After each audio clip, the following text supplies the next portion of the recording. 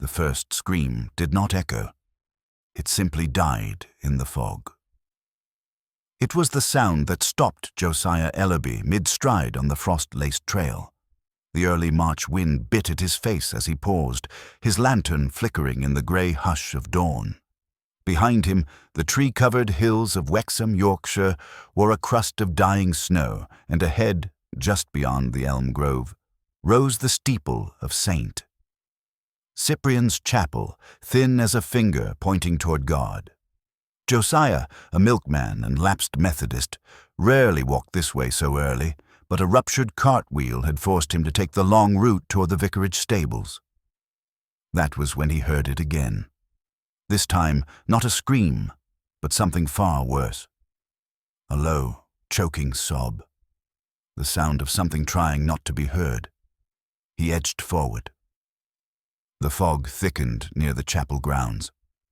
Stones emerged like teeth from the earth, all slanted, some broken, grave markers forgotten by time. The wrought iron gate had been left ajar, its left hinge crying softly in the wind. He called out, "Is someone hurt?" No answer, but the smell reached him next. Not rot. Worse, cooked meat. Greasy, sweet, unnatural. Josiah stepped into the chapel yard and held his lantern high. The light shimmered against the tall, narrow windows of the chapel's western face. One was shattered, glass scattered on the steps like salt, and at the foot of those steps, partially buried in the snow, was a severed hand. It was left palm up, fingertips curled as if clutching a coin, wedding ring intact. The skin was blistered, burned. Bits of black cloth clung to it.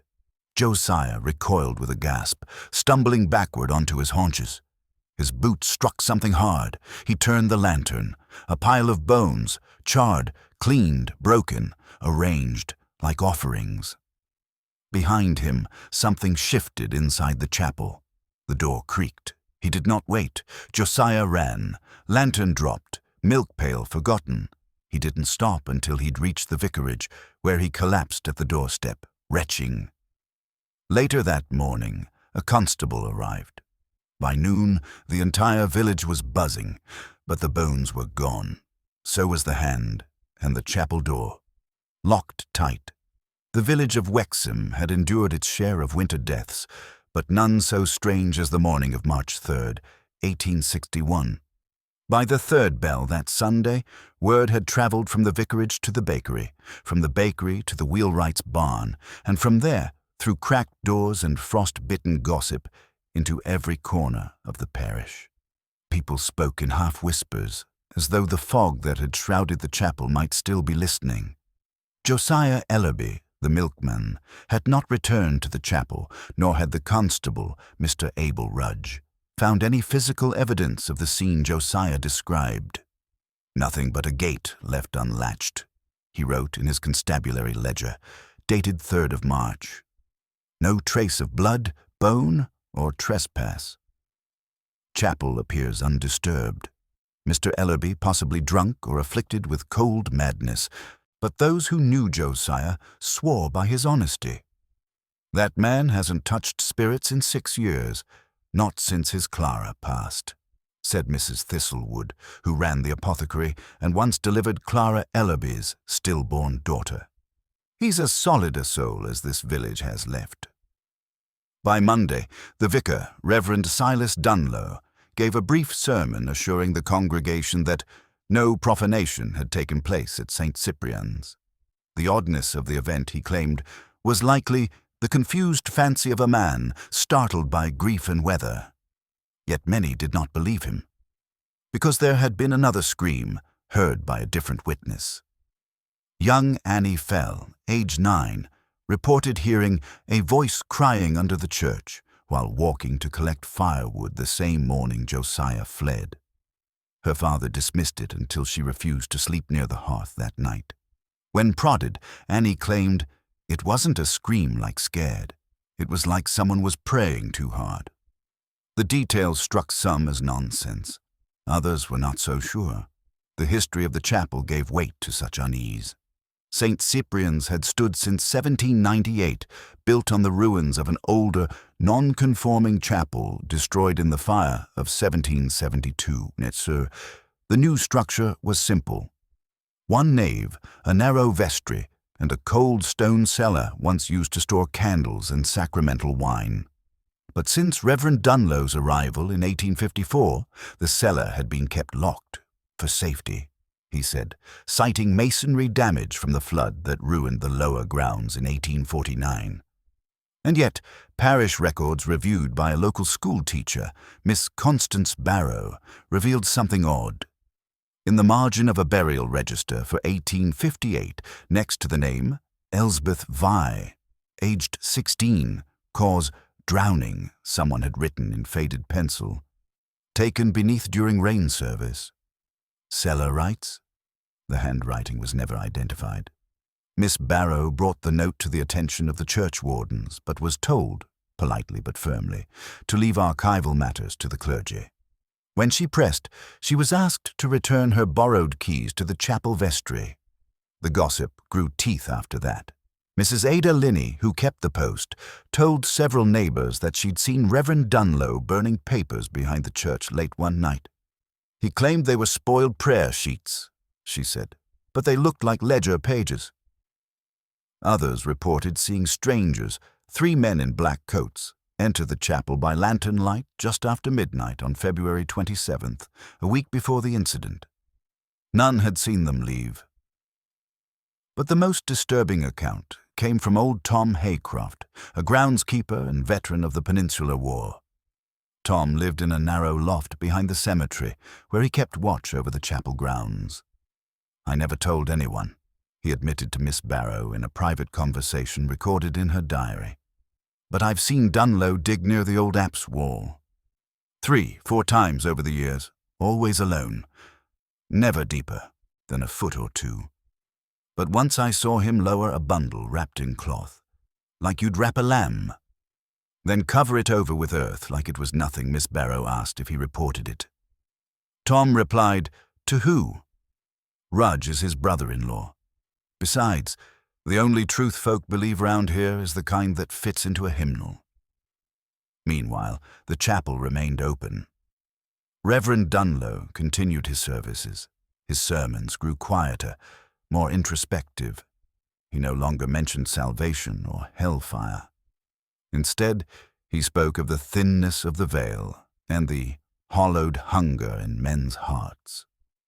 On March 9th, a week after Josiah's discovery, a new entry appeared in the village watch log. Report from Miss Ada Linney. Found dead animal in offering bowl outside chapel. Small, likely rabbit. Ears and tail removed. No blood. Clean incision. Report logged. No further action taken. C. Malley, watch deputy. The incident was dismissed as a prank, but it was not forgotten. Because 3 nights later, the bell of St. Cyprian's rang 13 times at midnight. There was no one inside. No one living, at least. In the absence of a clear culprit or cause, suspicion inevitably returned to the familiar. And in Wexham, few figures were more familiar and more quietly scrutinized than Reverend Silas Dunlow and his wife Miriam. Silas arrived in Wexham in the spring of 1854, taking over the chapel at St. Cyprian's after its previous caretaker, Reverend Eli Cartwright, resigned due to nervous afflictions, and was subsequently committed to the York Asylum later that year. Dunlow was not a native Yorkshireman. His origins, in fact, were curiously difficult to pin down. What was known, he had studied theology in London, possibly under an obscure Anglican sect called the Order of the Broken Supper, and had once served as a prison chaplain near Newcastle, upon Tyne. Beyond that, his record was thin. The diocesan letter of recommendation on file at the Wexham vestry bore no signature, only a wax seal of a lamb pierced by a thorn. Miriam Dunlow, by contrast, was seen often. Too often, some said. She could be found most mornings in the back pews of St. Cyprian's, kneeling for long hours, long after services had ended, whispering verses not found in any published psalter. She kept her head covered even indoors and never spoke above a hush. Though childless, she maintained a nursery in the parsonage with a crib, a rattle, and a rocking chair that rocked by itself in windless hours, or so claimed young Annie Fell's older brother. But it was Miriam's habits outside the chapel that stirred the most interest. According to entries in Miss Barrow's weather diary, Miriam was seen visiting the well behind the chapel at unusual hours, 3:17 a.m. on the 11th of February, and again at 4:02 a.m. on the 23rd. Both nights were moonless. She was observed lowering a small silver pail into the well, not to collect water, but to leave something in it. When asked about this, Reverend Dunlow dismissed the sightings. "My wife has been afflicted with sleep-wandering since childhood," he said. "She is often not conscious of these episodes." But an entry found in Miriam's personal missal, a prayer book recovered years later from a burned trunk in the rectory attic, paints a different picture. February 11th. "The cries below are more frequent now. I must hush them. Silas says it is not yet time, but I feel the veil pulling thin. The well hungers. The last meat was not enough. The page was stained with a brownish ring, as though something had been spilled or seeped from her hand while writing. Within the village, opinions of the Dunlows split cleanly. Elder congregants defended them. The Reverend is scholarly, if strange," said Mr. Athelney of the Stonemasons' Guild. "And Mrs. Dunlow may seem touched, but she's never done harm." Others were not so kind.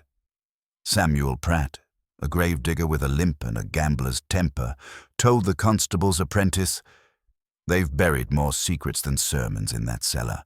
I'll wager my remaining teeth, but none dared confront them directly. Not yet. Not until the ledger was found." It was Reverend Cartwright's personal register, believed destroyed in the chapel fire of 1854. But in March of 1861, Tom Haycroft uncovered it beneath a loose floorboard in the chapel's vestry while repairing a damaged pew rail. The cover was half burnt, but the pages inside were mostly intact, yellowed, brittle, and etched in heavy pen. One entry, dated December 29th, 1853, read, "3 children taken in, all mute, all marked. Baptism conducted without salt, as instructed. Wife protested.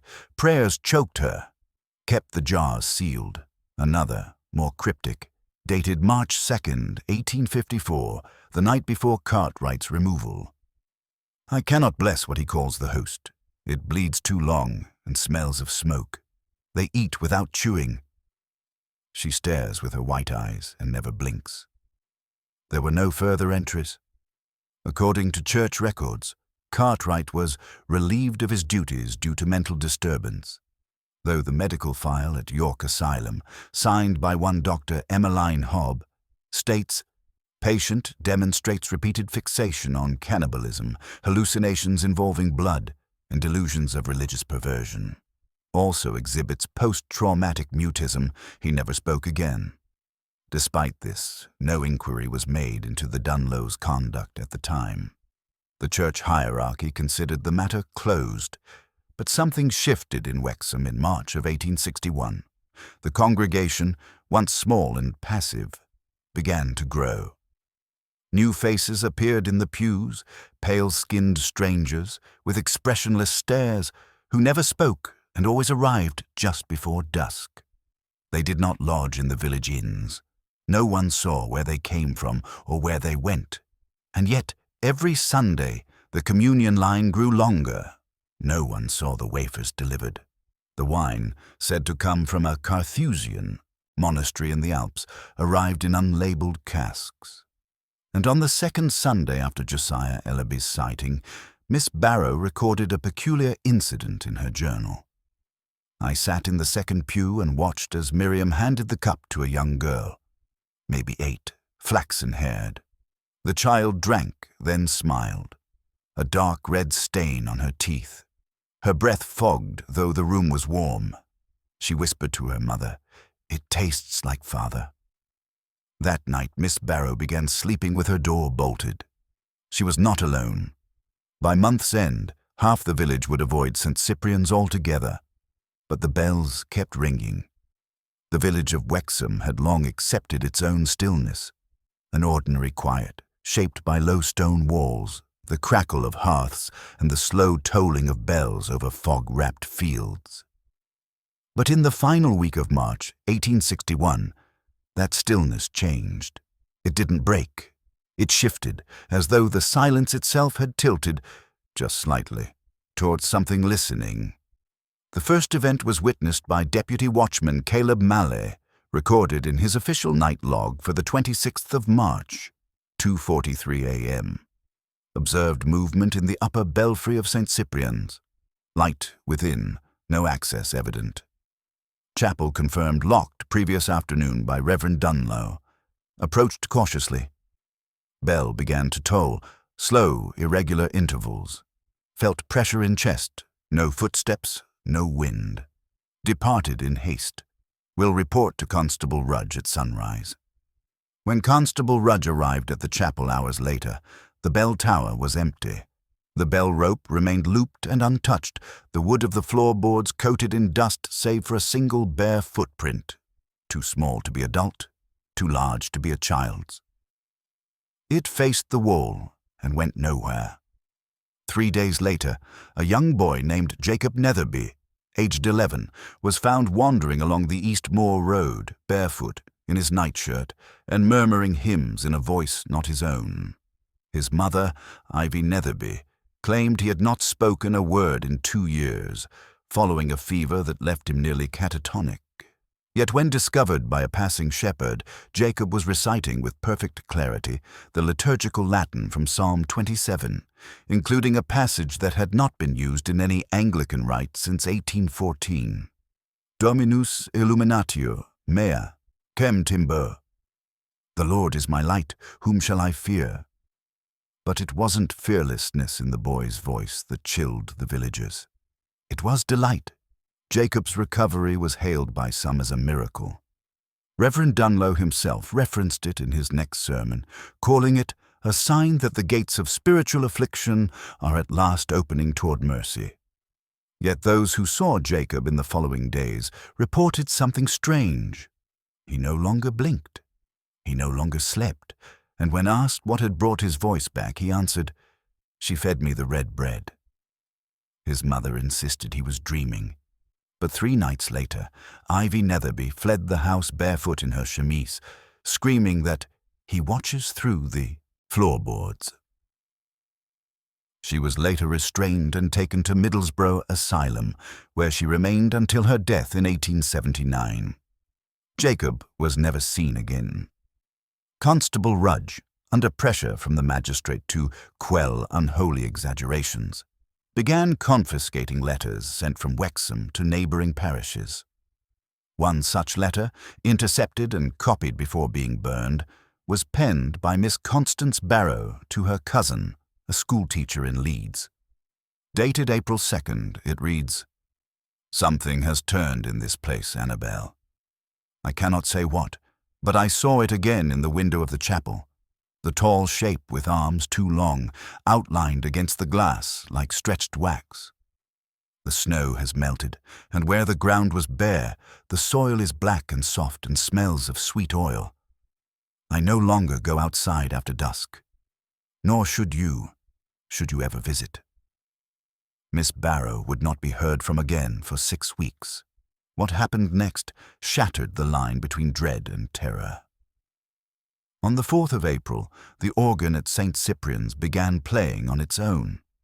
The sound was reported by 5 separate households in auditory range of the chapel.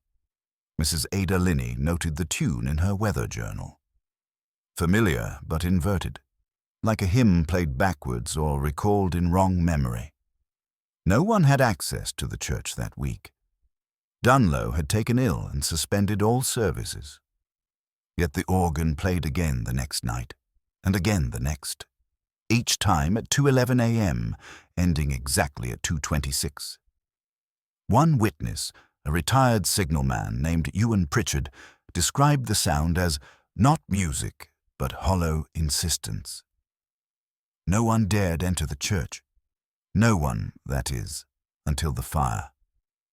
On the evening of April 7th, a red glow was spotted behind the chapel. Locals feared the building ablaze and formed a bucket line from the nearest well. But as they approached, the glow dimmed. There was no fire. Instead, they found the ashes of a deer, antlers intact, eyes burned away, laid atop the chapel steps in a deliberate spiral. A trail of hoof prints led up the stairs, but none led down. That same night, Tom Haycroft, the cemetery caretaker, was discovered unconscious beside the old stone font near the chapel entrance. His left eye had ruptured. His tongue had been severed. When he woke 3 days later, he refused to speak, writing only one word again and again in charcoal on the walls of his cottage: thirst. A final note from that week appears in the watch log of April 8th. Received report from Shepherd H. Talbot of birds falling from sky near chapel. Dead on impact, no visible injuries. Retrieved 11 blackbirds, 3 crows, 1 owl. Stored remains in cellar of pub for further review. Talbot claims they struck the steeple as if drawn. He later recanted, claiming fevered imagination. But all 15 birds disappeared from the cellar that night. No break-in was recorded. By mid-April, the question hanging over Wexham was no longer whether something had gone wrong, but whether it had ever been right. And still the bells rang. No wind, no hands, only tolling, slow, measured, hungry. By the second week of April 1861, the streets of Wexham no longer felt like home. The weather had turned. Days of unnatural stillness followed by gusts that howled without wind.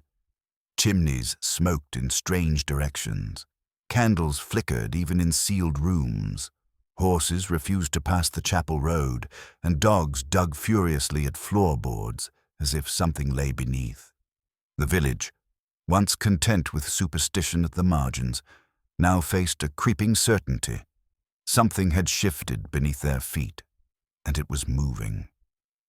The first to flee were the Toller family, who packed their wagon under cover of darkness on April 12th. According to a letter scrawled by the father, Eli Toller, and left nailed to the door of their home. We have seen the girl who should not walk. She stands by the font at dusk. Her mouth does not close. We go now to West Riding, and I burn this house if I must no girl had been reported missing. The second sign came on April 14th, when Reverend Dunlow reopened the chapel for Sunday service, his first in weeks. But something was off. Witnesses, including Mr. Athelney and Miss Barrow, who had returned briefly from Leeds, described a strange hush inside St. Cyprian's. The pews were filled, yet no one turned their head. The air smelled not of dust or incense, but of iron and milk. The windows were open, though the weather was damp. And behind the pulpit, where the wooden crucifix once hung, there now stood a slab of polished stone, dark as oil, with no inscription. Dunlow's sermon lasted only 10 minutes. He spoke not of scripture, but of transformation. "There are rituals older than Rome," he said, voice quiet and deliberate. "Older than Galilee. Older than blood as we understand it. The first communion was not bread nor wine, but flesh willingly offered, and in that offering, divinity did not descend. It rose." A gasp was heard. Someone sobbed. No hymn followed. The communion that day was served in silence. The cup passed, the bread broken, but no prayer said. Miss Barrow left before it reached her pew. Later, she would write in her diary, "I saw the wafer placed on the tongue of a man I did not know, no local face. His gums bled. He smiled and chewed twice, as if savoring something tough. When I stood, I swear I heard the voice of my father, long buried, whisper, 'Sit, Constance.' Be fed I ran." That night, Miss Barrow packed a trunk and left Wexham for good. She was not the only one. In the days that followed, 5 more families departed. 2 homes were left unlocked, food still warm on the stove. The schoolhouse closed without notice, its chalkboard still bearing the day's lesson, Latin conjugations of viva, to live, to be alive. But others stayed, some out of fear, some out of something darker. One of them was John Leach, the village blacksmith, known for his stoicism. On April 17th, he boarded up the windows of his cottage, slaughtered his livestock, and buried their remains in his vegetable patch. When asked why, he replied, "I've seen the altar through the floor." He never explained further. That night, a low rhythmic thumping was heard from his home, like hammering, but without tools. By morning, John was gone. His boots remained, placed neatly by the door. His anvil was split down the middle, as if struck from within. Constable Rudge issued no report. That same week, the church ledger recorded 3 new baptisms, but the entries were unsigned, and no infants were seen in the village. Meanwhile, a growing number of parishioners began attending chapel in pairs, never speaking, always arriving just before sundown. One wore gloves despite the heat. Another had eyes that never tracked motion. When asked their names by Ada Linney at the post, they responded not with words, but with short verses from Leviticus, spoken in Latin.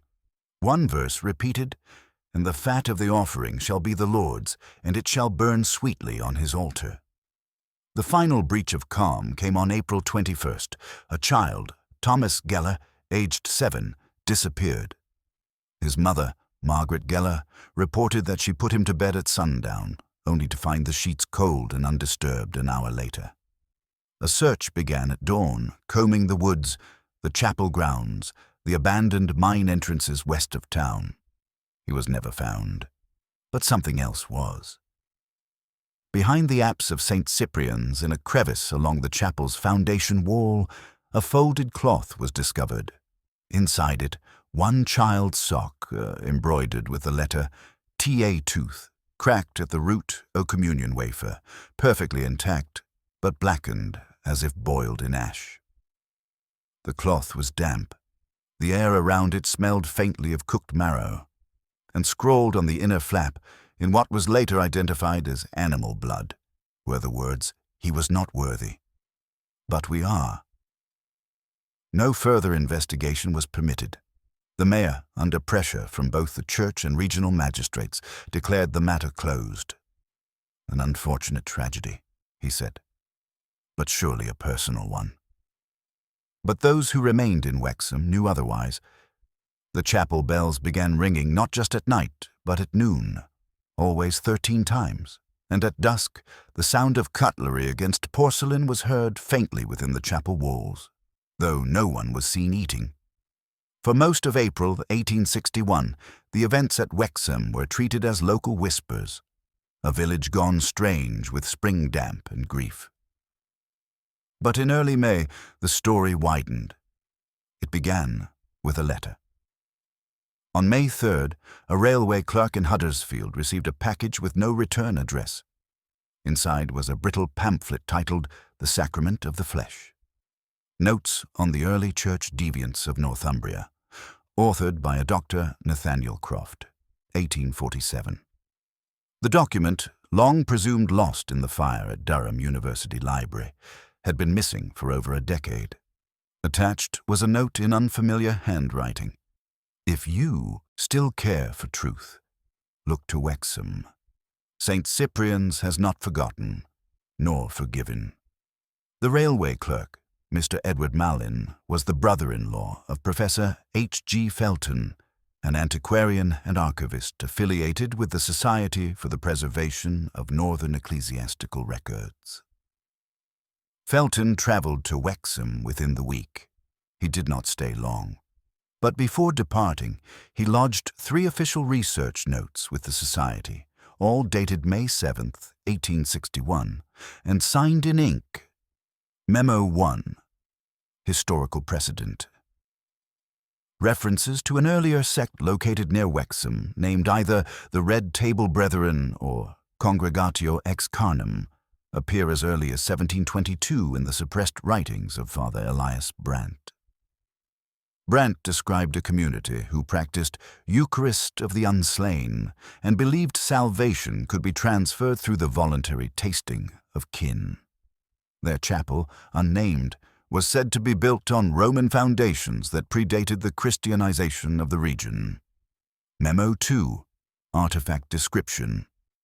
Obtained access, via caretaker Tom Haycroft, to a stone slab stored in the undercroft of St. Cyprian's. Flat, hexagonal, roughly 4 feet across. Central carving obscured by burn marks, but outer edge engraved with repeating phrase in corrupted Latin, Corpus omne portat memoriam. Every body carries memory. The slab emits a faint metallic odor and interferes with compass readings. Removed sample dust. To be analyzed. Memo 3. Suppressed record. Located parish registry entries 1,761 to 1,765 in attic crawl space. Documented an anomaly. 20 baptisms recorded with identical surnames, but no parents listed. In margin beside entry, dated 4th March, 1762. Red mouths, no crying, marked with a circle. No further entries appear after 1765. Original vicar listed as rector, unnamed by request. The handwriting changes abruptly thereafter. Professor Felton returned to Leeds the following morning and died en route, allegedly of exhaustion complicated by apoplexy. His personal trunk, according to port records, was marked for delivery to the Society's archives. It never arrived. The rail manifest for his coach car shows an unexplained diversion through Wexham, adding 47 minutes to its journey. A notation in the margin reads only, "Removed due to smell." Back in Wexham, new documents continued to surface. Miss Ada Linney, now quietly investigating after the flight of Miss Barrow, uncovered a confession letter tucked into the spine of a hymnal discarded at the rear of the chapel. The letter, unsigned and undated, appears to be written in the same hand as a note in the 1858 burial register. "We did not mean for them to hunger so long. We believed, once the rains returned, the memory would fade. But the stone remembers. The well was a mistake. They found the marrow paths again. They come cleaner this time, more willing. We serve what asks no forgiveness, but it feeds us." Ada turned the letter over to Constable Rudge, who recorded it under false doctrine unknown origin and sealed it in a public records envelope. The envelope has since disappeared. Meanwhile, the chapel grounds revealed further signs of ritual behavior. Children began finding objects buried in shallow graves behind the cemetery wall. Tin spoons bent into spirals, pieces of broken glass with red wax melted into the edges. Folded paper slips bearing phrases like, "Under the veil, the voice waits," and "No salt, no waking."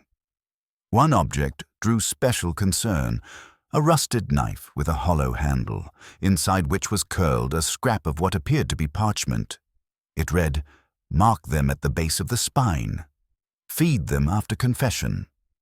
After this find, Constable Rudge ordered the chapel grounds closed.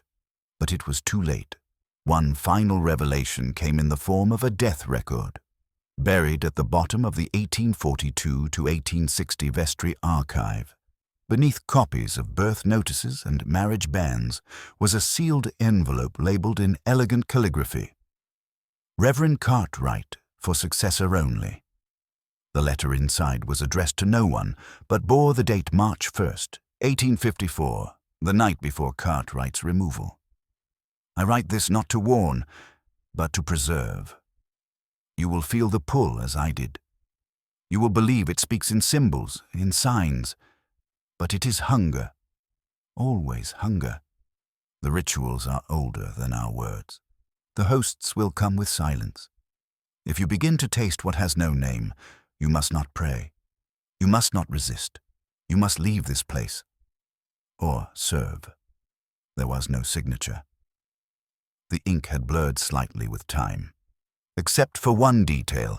At the bottom right corner of the page, drawn in red chalk, was the symbol of a circle with 3 forks pointed downward. This same symbol had been carved beneath the altar stone of St. Cyprian's, and beneath the lintel of the Dunlow home, and faintly etched, as discovered only later, into the neck bone of the deer carcass burned on the chapel steps. Some histories are not meant to be read in daylight. Some hunger is not born of need, but memory, and in Wexham, it seems, memory never forgets the taste. It was the sound that broke the village. Not bells this time, not organ music, not whispers in Latin, or the scrape of spoons in stone bowls. It was singing. On the night of May 12th, 1861, at precisely midnight, the people of Wexham were woken by a low, melodic chant that emanated from the chapel grounds. No single voice, but dozens, men, women, and children, intoning a song that seemed ancient, vowel-heavy, and without pause. None could make out the words. Yet every witness described the same thing. They felt something inside them move, as though their breath had rhythm not their own, their heartbeat matching the tempo of the song. Some wept, some vomited. Several later claimed to have tasted iron and clove in their mouths, despite having eaten nothing. Those who looked toward St. Cyprian's saw no torchlight, just the faint glow of the stained glass, windows pulsing from within, as though lit by fire beneath the stone floor. That night, the last family left Wexham. The Orwells, whose infant daughter Maggie had begun laughing at shadows and speaking in clear sentences, despite being barely 16 months old. They left without collecting their belongings. By morning, the village had changed. The doors of St. Cyprian's stood open. For the first time in weeks, no bells rang. Instead, a single rope, soaked red and strung across the front gate, fluttered gently in the breeze. Those who remained, perhaps a dozen souls at most, gathered in silence, drawn as if by instinct. Among them were Constable Rudge, Tom Haycroft, and a visiting cleric from Lancaster, Father Whitcomb, who had arrived the previous day to conduct final inquiry on behalf of the diocese. Inside the chapel, the pews were bare. The altar cloth was gone, the pulpit removed. In the center of the nave stood a table of black stone, roughly hewn but freshly scrubbed. Resting atop it were 13 bowls, each filled with a thick, dark fluid, and a narrow loaf of bread the color of ash. The walls were freshly painted in a reddish pigment, winding script that no one could decipher, but the centerpiece was the thing behind the table, a tall, cloaked figure, silent, motionless, its face entirely obscured. Father Whitcomb called out in Latin. No response. Constable Rudge approached with drawn pistol, but the moment he passed the third row of pews, he stopped, stared, dropped the pistol, and began to walk forward, arms slightly raised as though greeting someone he recognized. When he reached the altar, he knelt, and then, without a word, he took one bowl in his hands and drank. The others shouted. Haycroft lunged forward to stop him, but too late. Whitcomb tried to recite a rite of exorcism, but his voice cracked and went dry. He collapsed against the font, clutching his chest. Haycroft reached the altar, overturned the stone table in a scream of rage, and the cloaked figure behind it fell backward, crumbling not like a man, but like cloth filled with bone dust. The bowls shattered, the floor cracked, and from beneath the stone, a sound erupted, not loud, not violent, but wet, like lungs exhaling after centuries beneath water. The air turned hot, the walls wept fluid, the windows shattered inward, not out, and somewhere in the rafters above, unseen and vast, a groan of hunger rippled through the beams. Haycroft dragged Rudge out by the collar. Whitcomb was already gone. The chapel door slammed behind them of its own accord. It has not opened since. 2 days later, the Diocese of Lancaster dispatched a sealed order, St. Cyprian's to be shuttered, and all inquiry suspended indefinitely. The chapel was boarded, then bricked over. By the end of the month, the remaining residents of Wexham were relocated to nearby villages. Government documents cited contaminated groundwater as the cause of collective hysteria. Tissy. Records of the event were filed under restricted archives at the county seat, but one final entry remains. A handwritten note filed anonymously in the margins of the parish register of 1861, page 447. They were not evil, not demons, just hungry. They remembered when we were family, and they wanted us home. The handwriting matches no known individual, but beneath it, someone has drawn a small circle. Inside the circle, 13 small teeth. Wexham no longer appears on most maps. The chapel site is fenced, overgrown, and listed as private agricultural land. No visitors are allowed, but sometimes, only in early May, local shepherds claim you can hear it again. Not bells, not screams, just singing. Low, wordless, and waiting. The village of Wexham was never officially declared abandoned. Its disappearance, like most strange things in English history, was buried beneath paperwork, folded into the margins of census adjustments, parish transfers, and administrative maps redrawn without fanfare. By August of 1861, the name Wexham had been quietly replaced with Undeveloped Grazing Allotment 14B in the Land Registry of West Yorkshire. No formal demolition of St. Cyprian's was ordered, and yet no photograph of the chapel has ever surfaced.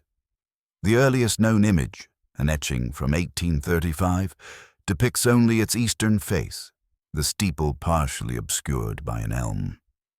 There are no known images of the altar, no confirmed sketches of the nave. When Professor H.G. Felton's belongings were returned posthumously to the Society for the Preservation of Northern Ecclesiastical Records, his trunk contained only 3 objects: a cracked communion plate etched with concentric circles, a hand-drawn map of Wexham, missing the chapel entirely, a small linen pouch containing teeth polished smooth and wrapped in a faded baptismal ribbon. The report from the coroner listed apoplexy as cause of death, but a private memo from the examining physician, never intended for release, includes a final observation. The tongue was missing, cleanly removed. No cauterization, no external trauma. Unexplained. The surviving residents of Wexham, few though they were, scattered across Yorkshire and beyond. Some refused to speak of their former home. Others attempted to alert local clergy, magistrates, or even newspapers, but were met with dismissal. The Yorkshire Herald, in an 1862 editorial, referred to the town's collapse as a case of mass hysteria brought on by illness, poor sanitation, and religious extremism. But records do not support this. There was no outbreak, no poisoned water, no shortage of food, just a steady, strange erosion of normality, one day at a time.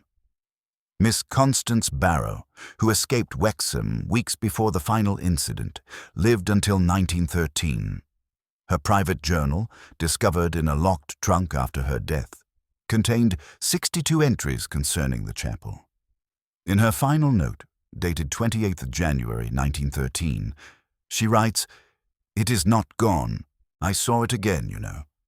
Not the building, not the walls, but the memory of it, walking inside the face of a boy I passed on Threadneedle Street. His smile was all wrong, all teeth, and the eyes behind them, hollow, familiar." I didn't stop elsewhere in her notes. She references recurring dreams, a stone table in a room with no doors, and a voice that asks, each night, "Are you hungry for what you forgot?" The voice is always described as kind. Of Reverend Silas Dunlow and Miriam Dunlow, no record exists past May 1861. Their names appear in no burial registry, no asylum intake form, no transport ledger. One theory claims they fled the country. Another, far less discussed, suggests they never left at all. that they remain in some form beneath the chapel, kept not alive exactly, but preserved. In 1984, a team of gas surveyors conducting exploratory scans near the old site recorded a hollow anomaly beneath the chapel's foundation, a rectangular void approximately 20 feet long by 8 feet wide, at a depth of 13 feet. When a request to excavate was filed, it was denied by the landowner, an unnamed trust represented by a law firm based in Zurich. No further surveys were conducted, but in 1993, a graduate student named Helen Quayle, researching obscure English martyr cults for her dissertation at King's College London, included this line in a footnote that received no academic attention. The Wexham sacrament, if real, presents not a deviation from Christianity, but an older form, one centered not on belief, but appetite. Its preservation implies not conversion, but consumption. Quayle later abandoned her studies. Her thesis was never completed. Today, the land remains unoccupied. Local farmers will not plant there. The soil is rich, but cattle refuse to graze within 200 yards of the stone markers that once bordered the cemetery. Several of these markers have sunk or crumbled, but one remains, a slate tablet inscribed with the name Elsbeth Vai, the 16-year-old girl who drowned in 1858, whose burial record bore the first hint of the cellar rites. Each spring, a small bouquet appears at her grave. No one has claimed responsibility. No one remembers who still visits. And yet the bouquet returns, red lilies, wrapped in cloth, tied with a baptismal ribbon. Final observation. The parish ledger of Wexham ends with a final page marked "Closed by order," dated June 5, 1861. It contains no writing.